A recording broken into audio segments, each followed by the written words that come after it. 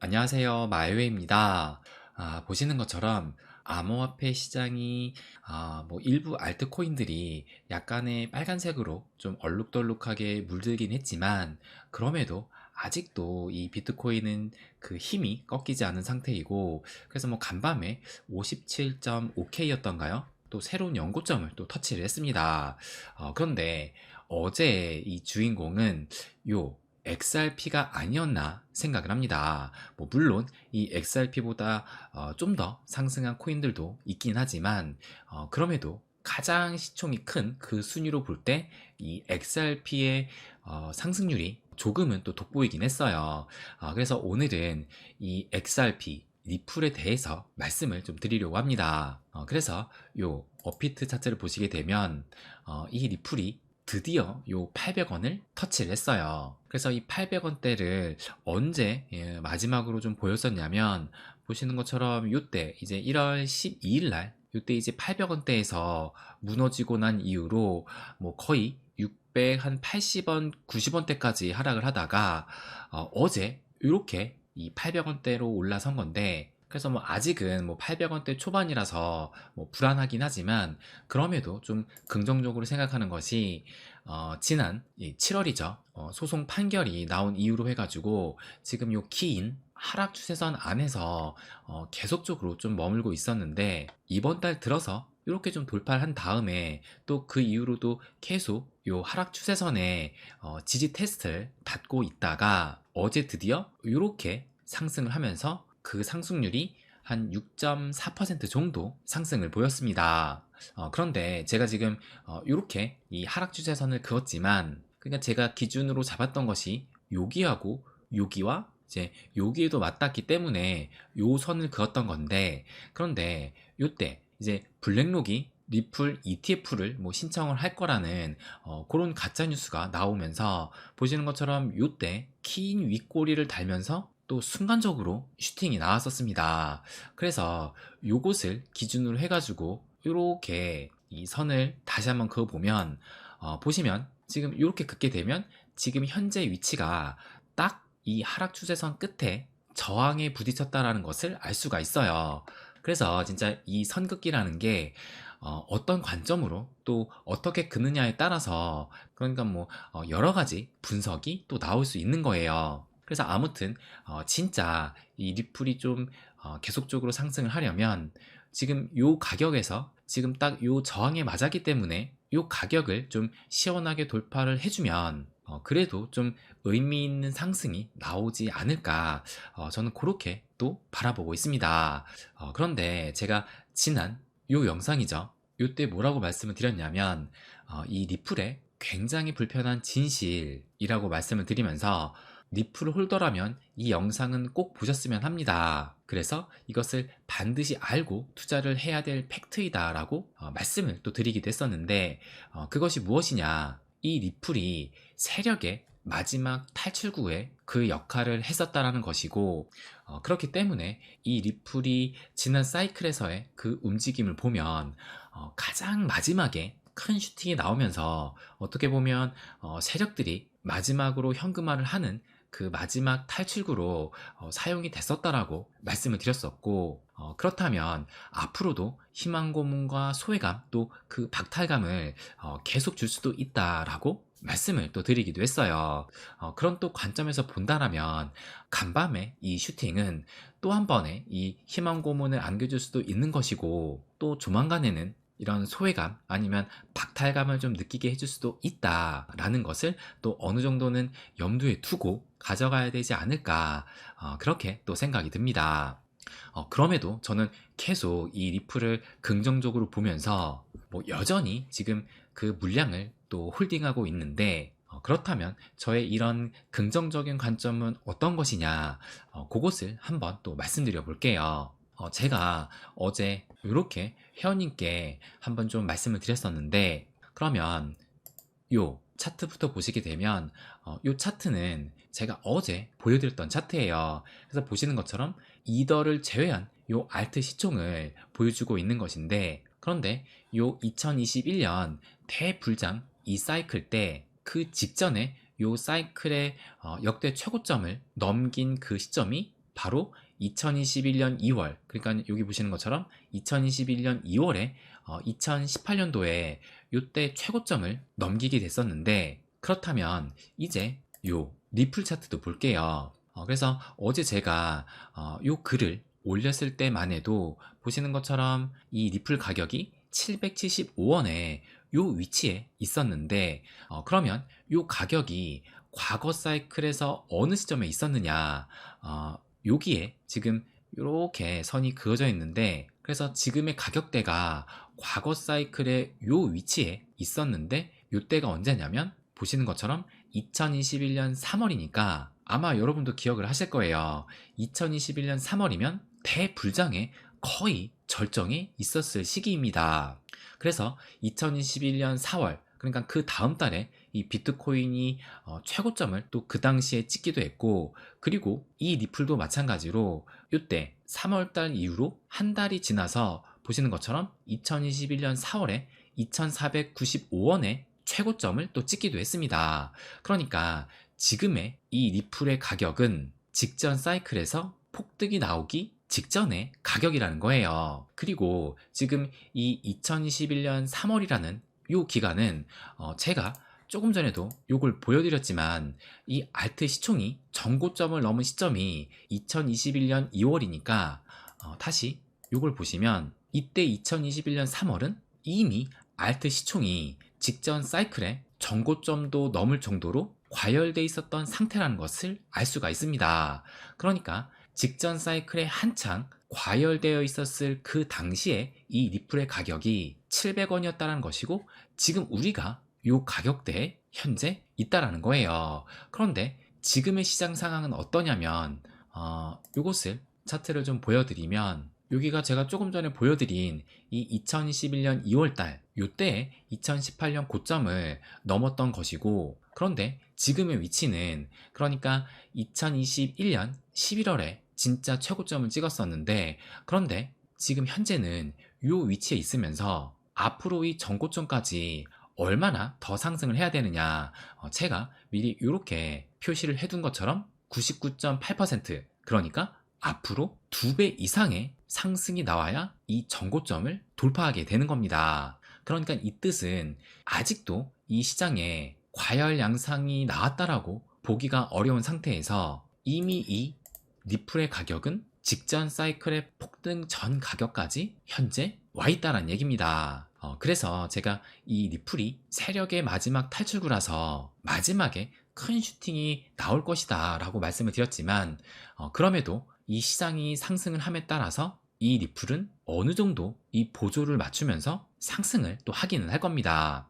그러니까 간밤의 움직임처럼 이런 식으로 야금야금 오르기는 할 텐데, 그러다가 이제 정말 이 비트코인이 전고점도 넘고 이 알트 시총마저 새로운 전고점을 써가면서 진짜 거의 이 시장이 절정에 이르렀을 때는 이 리플 가격은 지금보다 당연히 좀 더 올라와 있을 것이고, 그러다가 진짜 마지막에는 이런 슈팅으로 피날레를 하는 그런 모습이 저는 보인다라는 겁니다. 대신에 제가 계속 말씀드리지만 이 리플을 홀딩하는 그 과정 속에는 지금과 같은 또 희망 고문과 또 그 이후에 찾아오는 소외감과 이 박탈감은 계속 좀 이겨내야 된다라고 생각을 해요. 그런데 그것이 또 아무래도 우리가 인간이다 보니까 쉽지만은 않은 것이 또 사실이기도 합니다. 그렇다면 이 리플을 어떤 포지션 아니면 어떤 마음으로 이 리플을 좀 홀딩해야 될까, 그것에 대해서 또 한번 말씀을 좀 드리면, 제가 이미 저희 멤버십 회원님께 지난 회원 영상에서 제가 처음으로 이 리플 목표가와 이 매도 전략을 말씀을 드리면서 또 어떤 것을 말씀을 드렸었냐면, 그 부분만 한번 좀 말씀을 드릴게요. 그래서 이 영상에서 제가 이 트윗을 한번 보여드렸었는데, 이 트윗의 내용이 뭐냐면, 미국의 가장 유명한 투자은행 중 이 피델리티가 있는데, 이 피델리티 계좌를 가지고 있는 투자자 중에 가장 뛰어난 실적을 낸 집단을 찾아서 분석을 해보니까 과연 어떤 투자자들이 가장 우수한 실적을 냈을까, 이것을 확인을 해보니 열심히 샀다 팔았다 한 투자자들, 아니면 존버를 외치며 장기 투자하려고 노력한 투자자들 과연 누구일까 했는데, 그런데 결과는 터무니없게도 가장 우수한 실력을 낸 투자자들은 여기 보시는 것처럼 자신이 이 피델리티의 계좌를 가지고 있다는 그 사실조차 잊어버린 투자자들이었다라고 얘기를 합니다. 그러니까 저는 이것을 보고선 굉장히 큰 의미가 있었다라고 생각을 해요. 그러니까 가장 우수한 실적을 낸 사람이 이 계좌 자체를 잃어버렸던 투자자들이었는데, 그렇다면 왜 자신이 이 계좌를 있는지조차 잊어버릴 수가 있었을까? 그것을 생각해 봐야 됩니다. 제가 보기에는 이들이 이 계좌를 가지고 있었던 그 사실조차 잊어버릴 수 있었던 이유는 바로 이 계좌가 메인이 아니라 서브였기 때문에 잊고 있었을 수 있다라고 저는 생각을 해요. 그러니까 만약 이 계좌가 자신의 메인 계좌였다라면 당연히 신경을 쓸 수밖에 없을 것이고 잊고 있을 수는 불가능했다라고 생각을 합니다. 그렇다면 우리도 여기에서 투자 힌트를 얻게 된다라면 이 리플 계좌를 우리가 메인 계좌로 생각을 하는 것이 아니라 이 리플 계좌는 서브로 두고 잊고 있을 때 우리가 성공적인 리플 투자를 할 수 있지 않을까 생각을 합니다. 그러니까 결론적으로 말씀을 드리면, 내가 진짜 이 리플로 성공을 하고 싶다라면 역설적이게도 이 리플을 메인으로 두지 말고 서브로 두면서 메인으로는 타 코인들, 그러니까 다른 자산으로 돈을 벌고 있으면서 이 리플을 서브로 가져가는 전략이 역설적이게도 이것이 가장 이 리플로 성공하는 방법이 아닐까, 그것을 말씀드리고 싶었던 겁니다. 그렇기 위해서는 이 리플에 몰빵을 한다기보다는 반드시 좀 포트 구성을 하면서 메인을 통해서 돈을 벌고, 이 서브인 리플은 어떻게 보면 이 시간의 힘을 빌려서 가져가는 것이 가장 좋은 이 투자 전략이 아닐까, 그렇게 저는 생각을 했던 거예요. 그래서 저희 멤버십 회원님뿐만 아니라 제 채널을 구독하시는 이 리플 홀더분 역시 이 부분을 좀 생각을 하시면서 이런 전략으로 이 리플을 가져간다라면 분명히 이 리플로도 성공을 할 수 있다라고 저는 또 그렇게 생각을 합니다. 그리고 리플에 뭐 직접적인 호재가 될 수는 없지만 그래도 좀 호재라고 볼 수 있는 요 뉴스가 또 나와서 말씀을 드릴게요. 그래서 요 뉴스가 오늘 새벽에 또 나왔던 기사인데, 미 연준이 뭐라 그랬냐면 타 국가의 CBDC가 달러화의 글로벌 지위에 그 위협이 거의 없다라고 기사가 나왔습니다. 그래서 좀 더 자세하게 보게 되면 미국의 연방준비제도, 그러니까 연준이 최근 발표한 연구 보고서를 통해서 미국 관할권 밖의 타 국가의 중앙은행 디지털 화폐, 이 CBDC가 발행이 된다 하더라도 달러화의 글로벌 지위에는 위협이 될 것이라는 그 우려는 거의 없다라고 진단을 했습니다. 그러면서 충분한 규모와 안정성을 갖춘 타 국가에 CBDC가 출연한다 하더라도 달러화의 가치 척도, 그리고 가치 저장 수단의 그 입지는 줄어들지 않을 것이다 라고 이야기를 해요. 그러면서 이 부분이 중요한데, 다만 만약에 이 미국이 CBDC 발행을 하지 않거나 설계 구조가 매력적이지 못하다면 교환의 매개 역할은 타 국가 CBDC에 침식당할 가능성이 어느 정도는 존재한다 라고 이야기를 했어요. 그러니까 오히려 이 미국이 CBDC 발행을 하지 않는다라면 그 리스크가 커질 수도 있다라는 것을 언급을 한 것입니다. 그러면서 마지막에 뭐라고 얘기를 하냐면, 전 세계 중앙은행의 90% 이상이 CBDC 발행을 검토하고 있고, 연준은 CBDC 도입의 의미와 옵션도 연구하고 있다라고 얘기를 했어요. 그러니까 지금 이 연준은 이 미국 역시 CBDC 발행을 위한 의미와 옵션이니까 그 명분을 만들어내고 있다라고 보여집니다. 얼마 전에도 이 CBDC 관련해서 요 영상이었어요. 요때 1월 18일 한 달 전이네요. 이때 이제 이 트럼프 대선 후보가 자신이 대통령이 되면 CBDC 발행을 불허하겠다라고 발언을 했었는데, 그런데 제가 요 뉴스가 나오자마자 CBDC 발행 금지에 진실해가지고 이 CBDC는 반드시 발행이 될 수밖에 없다. 이것은 시대적 흐름이고 또 그에 대한 이유를 몇 가지를 또 언급을 했습니다. 그래서 제가 어디에서도 들어볼 수 없는 이야기라고 말씀까지 또 드리기도 했었는데, 그런데 보시는 것처럼 이 연주는 이제 본격적인 CBDC 발행을 위해서 준비를 해가고 있다라고 볼 수가 있어요. 그래서 제가 계속 강조해서 말씀을 드리지만, 이 암호화폐 시대와 CBDC 발행은 거스를 수 없는 이 시대적 흐름이라는 것이고, 그리고 이것이 뭐 당장에 이 직접적인 리플의 호재가 되지는 않더라도 이 리플이 그리는 큰 그림을 본다라면 이것은 리플의 방향성이 지금 어디로 향하고 있는지 그것은 충분히 읽을 수 있지 않을까, 그것을 또 말씀드리고 싶었습니다.